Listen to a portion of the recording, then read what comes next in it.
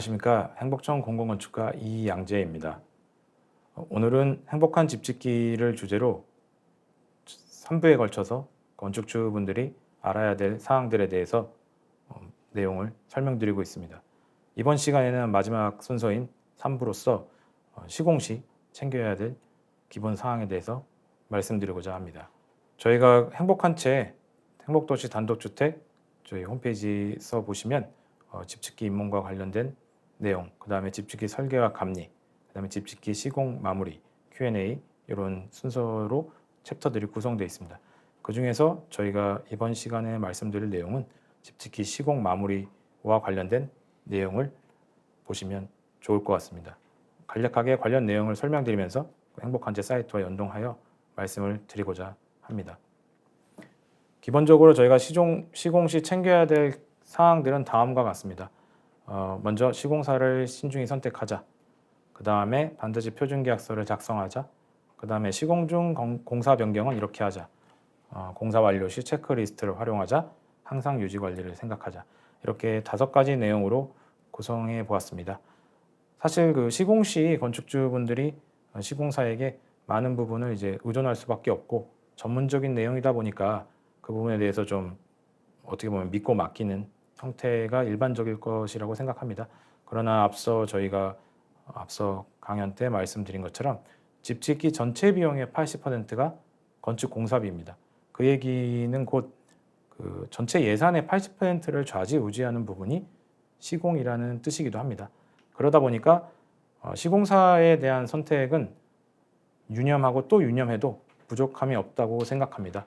저희가 흔히 집 짓다 10년 묵는다는 말이 있다는 걸 다들 아실 것 같습니다.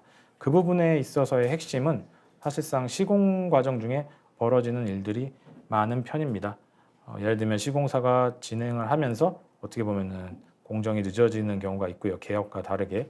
반대로 또 시공사가 지어놓고 나중에 저희가 하자라든지 이런 부분을 좀 연락을 해서 처리를 하려고 하면 그때 되면 연락을 끊기도 하고요. 또 반대로 공사 대금이나 이런 거를 지급을 받고 나서 정작 현장은 운영이 안 된다든지 이런 식의 조금은 지금 들으시면은 조금은 그런 일이 있을 수 있을까라는 생각을 하실 수 있는 상황들이 사실 단독주택 시장에서는 아직까지 좀 높은 확률로 벌어지는 것이 안타까운 현실입니다.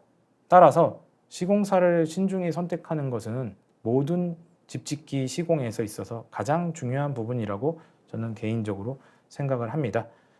말씀드린 것처럼 단독주택 시장은 아파트와 달리 중소규모의 영세한 건설사가 대부분이기 때문에 집을 짓다가 또 건설사가 부도가 나거나 이런 경우도 사실 있습니다. 앞서 저희 행복도시에서 몇 년 전에 어떤 건설사도 그 당시에는 많은 단독주택을 동시에 수주했지만 결과적으로 부도가 나서 조금은 집짓기를 하셨던 건축주분들이 좀 손해보신 그런 부분에 대한 사례도 있습니다.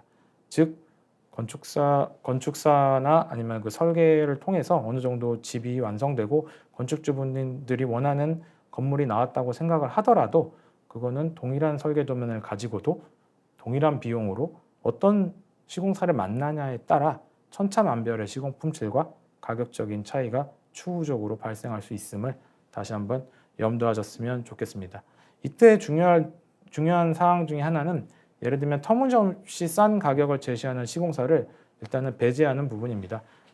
가장 큰 이유는 저희가 민법상에 나와 있지만 유치권이라는 부분이 있습니다.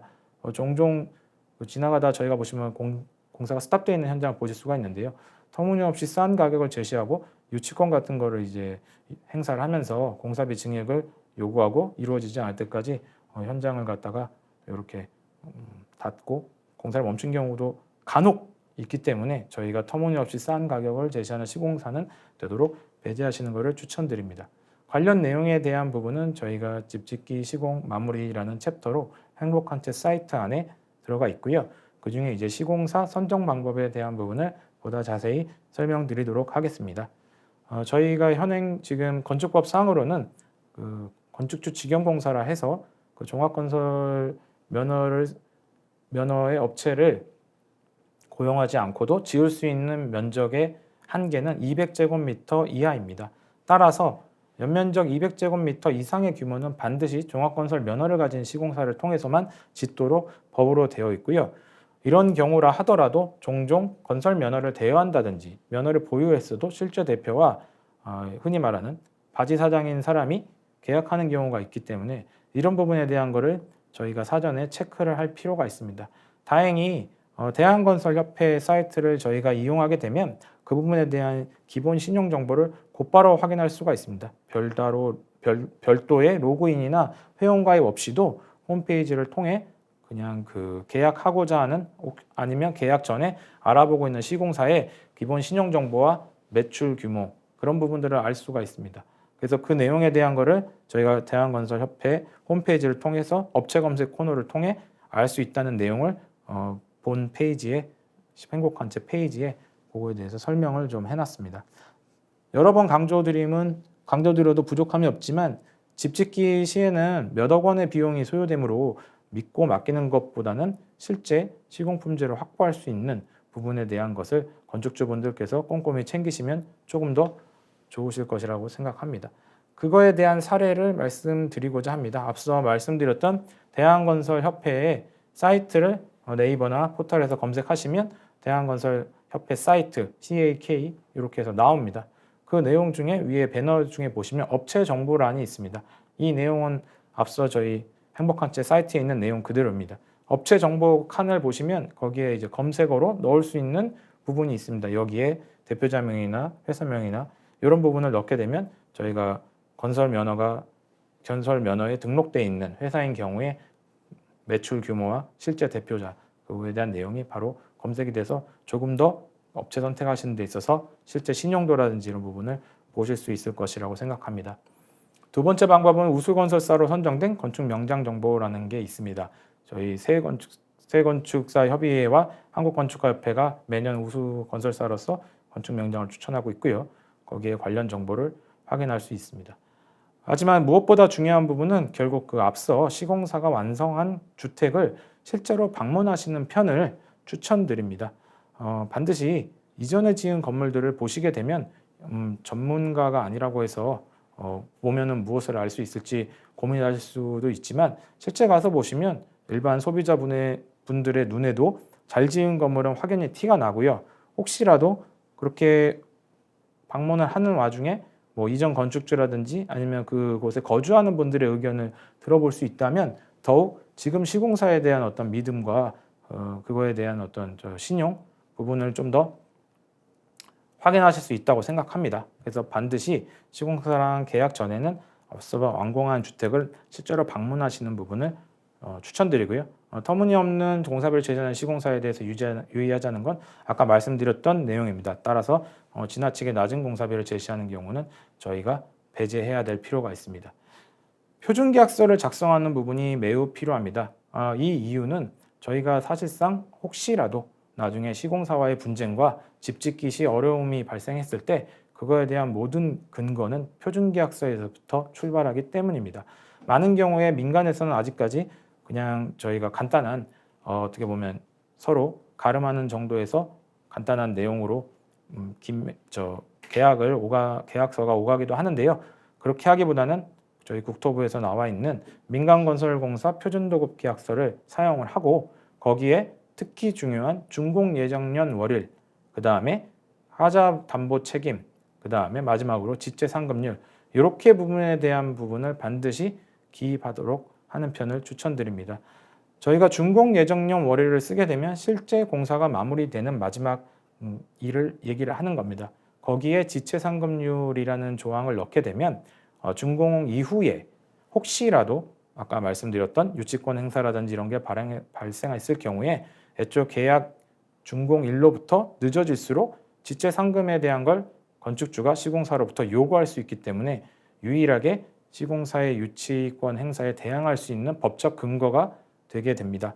따라서 반드시 준공년 예정 월일, 그 다음에 그거에 따른 지체 상급률을 기입을 하고 마찬가지로 하자 담보 책임에 대한 저희가 그 보증금률이나 아니면 하자보수 보증보험에 대한 얘기를 계약 때부터 기입을 하여 건물이 완공된 시점에서 뒤에 소개해드릴 클로징 절차를 통해 원만하게 그 하자 처리 문제라든지 이런 부분에 대한 계약이 마무리될 수 있도록 초기에 계약서를 작성하시는 것을 추천드립니다. 반드시 그리고 공사비 저희 관련해서는 그 표준 계약서만 있으면 안 되고요.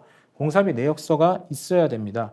공사비 내역서에는 그 관련된 집에 들어가는 비용이 상세하게 나와 있을수록 계약 조건이 객관적이고 명쾌하다는 점을 얘기를 할 수 있기 때문에 공사비 내역서가 부실한데 표준도급 계약서만으로는 양질의 시공을 유도하기가 어려운 점 명심하셨으면 좋겠습니다. 따라서 공사비 내역서를 세부적으로 항목이 나온 내역서를 첨부하고 그걸 토대로 저희가 계약서를 국토부 표준계약서를 통해서 시공계약을 하시면 좋겠습니다.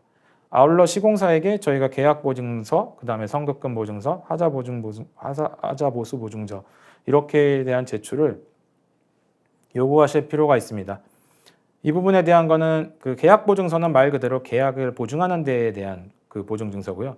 성급금 보증서는 먼저 계약 시 저희가 일반적으로 10% 정도의 계약금 쪽으로 지급하는 부분에 대한 걸 다른 데 안 쓰고 본 현장에 제대로 쓰겠다라는 것에 대한 보증서입니다. 하자보수 보증서는 마지막에 집을 다 짓고 나서 하자가 발생할 경우에 보증을 책임지겠다라는 내용입니다.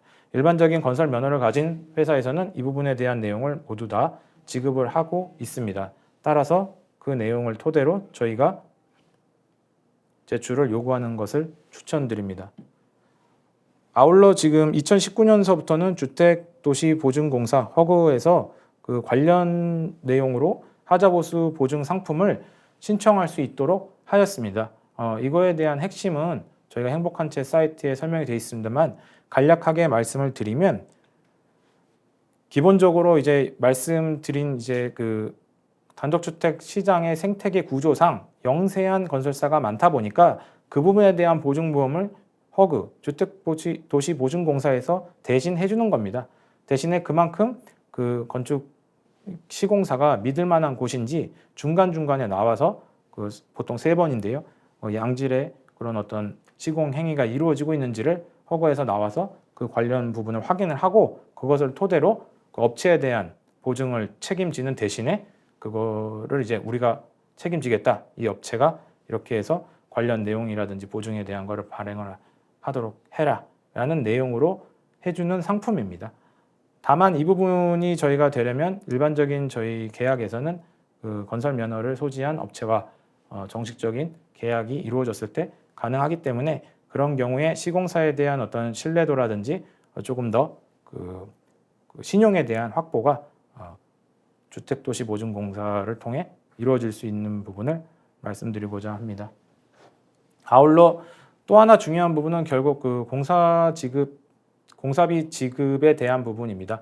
이 부분은 저희가 감리의 시공 행위를 확인한 검사를 통해서 어느 정도 감리해서 이거는 저희가 공사가 이만큼 됐기 때문에 그 완료에 대한 걸 확인을 하겠습니다라고 하면 그 비용만큼만 지불하는 방식으로 먼저 공사금이 지급되고 그 현장이 운영이 되지 않는 불상사를 막을 수가 있고요. 감리 행위와 같이 상호 보완을 이루면서 시공이 똑바로 되었는지를 확인하면서도 그걸 통해서 시공 행위가 이루어졌음을 완료를 감리를 통해 받으면 그 이후에 비용을 지급하는 방식으로 조금 더 저희가 어떤 공사비에 대한 관리를 지급 관리를 하실 수 있을 것이라고 생각을 합니다. 시공 시 반드시 챙겨야 될 기본 사항으로 이제 공사 변경에 대한 내용이 있습니다. 사실 공사 변경뿐만 아니라 기본적인 시공 계약 시 꼭 필요해야 되는 부분이 이 뒷부분에 이제 나와 있는 설계도면, 그다음에 견적서, 말씀드렸던 표준계약서 이 3가지입니다. 그걸 토대로 이루어진다면 시공 중 공사 변경 역시 중간에 어떤 뭐 발생되는 공사 변경에 대한 내용이 있으면 그걸 토대로 견적과 도면에 대한 내용을 먼저 확인받은 후 그 이후에 승인과 공사 시행에 대한 거를 같이 약속을 하고 그 다음에 변경 공사를 시행하는 것을 추천드립니다.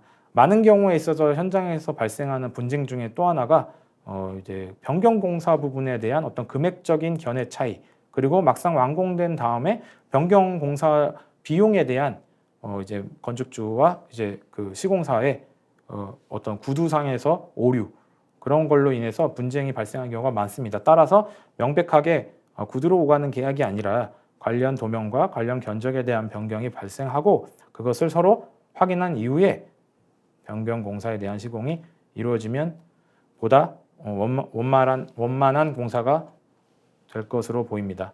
아울러 시공계약 시 말씀드렸던 세 가지 반드시 구비해야 될 내용들에 대해 말씀드리고자 합니다. 소개드렸던 민간건설공사 표준도급계약서 반드시 필요하고요. 그 다음에 저희가 설계도면이 상세할수록 견적이 유리해질 수밖에 없습니다. 유리하다는 표는 건축주에게 유리하다는 얘기입니다. 설계도면이 상세하게 되면 거기에 나와 있는 스펙과 거기에 나와 있는 자재가 곧 이제 견적서로 가기 때문에 추후에 시공사가 다른 어떤 시공 자재와 다른 견적 비용으로 다른 공사를 시행할 수 있는 그 근거가 사라지게 됩니다. 따라서 상세하게 그 관련 그 자재와 그 뭐 치수라든지 내용이 기입된 도면이 반드시 필요하고요. 상세한 설계 도면이 있기 때문에 상세한 시공 견적서가 가능한 것입니다. 상세한 시공 견적서에서는 단순히 저희가 갑지 한두 장으로 해서 얼마 이렇게 일식으로 되어 있는 것보다는 보통 일반적으로는 저는 A4 20페이지 분량 이상의 상세한 시공 견적서를 통해 내역서와 함께 건물에 대한 수량이라 그러죠. 저희가 그 자재에 대한 물량을 말씀드립니다. 그런 내용과 함께 저희가 설계도면과 표준계약서가 함께 계약으로 첨부 파일로서 작성되시기를 추천드립니다. 이제 공사 완료에 대한 걸 좀 말씀드리고 싶습니다. 많은 경우에 저희가 집 짓기에서 또 하나의 어려운 점이 공사 완료 시점이 아닌가 합니다.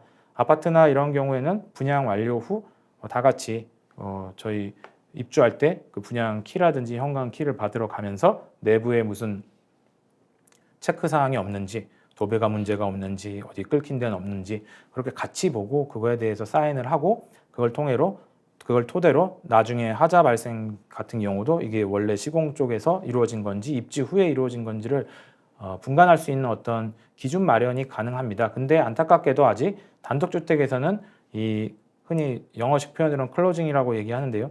이런 절차가 조금은 부족한 부분이 현실입니다. 따라서 분명히 공사 완료 시점에서는 잔금 지급과 함께 말씀드렸던 하자이행 보증보험 발행을 서로 맞교환하도록 하고요. 시공사와. 그리고 함께 시공사와 함께 뭐 가능하다면 저희 감리 설계사도 함께 완공 후 보수 내용이 없는지 그날 같이 건축주와 다 같이 모여서 체크리스트를 통해서 현장 점검을 하고 이에 대한 확인을 양측 다 서명을 통해 받고 이걸 통해서 최종적으로 기자재 활용서라든지 현관, 키, 업체 연락처, 스펙북 등을 함께 전달받음으로써 집에 대한 입주를 사실상 마무리하는 쪽을 추천드립니다. 이 내용 역시 저희 행복한 채 사이트에 체크리스트 부분으로 되어 있습니다. 여기 내용이 좀 많은 관계로 일부만 소개해드리게 되면 시공 과정 중에서 저희가 필요한 부분에 대한 체크리스트로 해서 전반적인 내용들이 가지고 있고요. 시공 계약이라든지 이런 부분이 있습니다. 그리고 이제 뒷부분에 마무리에 대한 내용이 같이 있습니다. 저희가 이제 최종적으로 항상 유지 관리를 생각해야 되는 부분이 있습니다. 저희가 단독주택 집짓기에서 어려움 중에 하나가 아파트와 다르게 단독주택의 유지와 그 보수에 관련된 건 결국 건축주가 일일이 다 챙겨야 되는 어려움이 있습니다. 따라서 처음에는 이 부분을 조금 간과하실 수 있지만 정기적인 어떤 청소와 도장, 그 다음에 사전 점검이 이루어지지 않으면 결과적으로 집의 누수라든지 감가상각상으로 저희가 단독주택의 어떤 품질 저하가 급격하게 일어날 수 있기 때문에 정기적인 관리가 좀 필요합니다. 이런 부분들에 대한 걸 초기부터 저희가 고려한다면 예를 들면 청소가 좀 더 용이한 디자인과 예를 들면 좀 더 하자가 덜 생길 수 있는 설계 그런 부분을 고려하실 수도 있을 것입니다. 그래서 꼭 관련 내용에 대한 거는 말씀드린 것처럼 기본적인 어떤 보수라든지 유지관리와 관련된 체크리스트로 그때그때 정기적으로 저희가 관련 내용을 보시면서 집의 유지관리 부분을 체크하시면 좋을 것 같습니다. 설계 과정 중에 건축주 고려사항으로 이 부분에 대한 게 나와 있기도 합니다. 저희가 하자가 적고 유지관리가 용이한가 말씀드린 것처럼 단독주택 시장의 특수성으로 인해서 이 부분에 대한 건 건물이 다 지어지고 나서 대응하기에는 조금 늦어지는 점도 있습니다. 따라서 초기부터 설계 때부터 하자가 적고 유지관리가 용이한 설계를 조금 더 건축주분들께서 고려하신다면 추후에 완공 이후에도 관련된 그 유지 관리와 하자 보수에 대한 관리가 이루어질 것이라고 생각을 합니다. 따라서 마무리 과정 중에서의 체크리스트를 참고를 하셔서 이 부분에 대한 내용과 함께 관련 내용들을 같이 아까 그 클로징 체크리스트와 함께 보시고 이후에 입주 이후에 발생한 하자와 그 초기에 시공 시에 발생한 단순 하자 보수에 대한 부분들을 구분하시고 이후에 유지 관리에도 용이하게 쓰실 수 있도록 하시면 좋을 것 같습니다. 이상으로서 3부 실전편에서 시공 시 알아둬야 될 건축주의 기본 사항으로 말씀드렸습니다. 오늘 총 3부작으로 저희가 기본적으로 건축주가 알아야 될 사항과 실전편 설계 시 알아야 될 사항 그리고 실전편 그다음에 시공 시 알아야 될 사항 이렇게 3부로 관련 내용을 전달드렸습니다. 감사합니다.